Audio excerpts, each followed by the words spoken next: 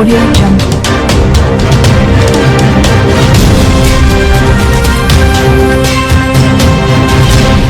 Audio Jungle.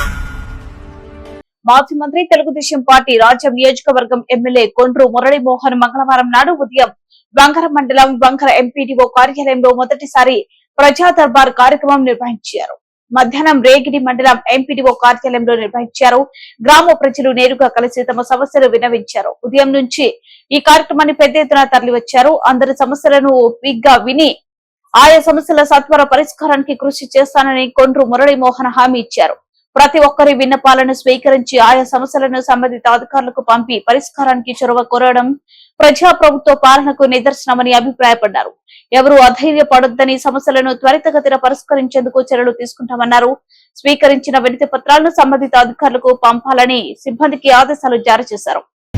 ఈ మండలంలో ఉన్న అధికారులు, ప్రభుత్వ అధికారులు,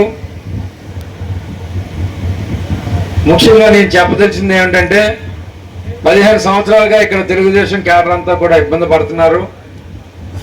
ఈ రోజులో వారికి స్వేచ్ఛ స్వతంత్రాలు వచ్చాయి.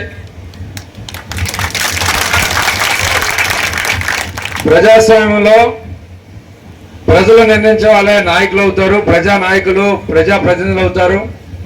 ఈ రాష్ట్రంలో ప్రజలందరూ కూడా అభివృద్ధి కూడా అంతే ముఖ్యం.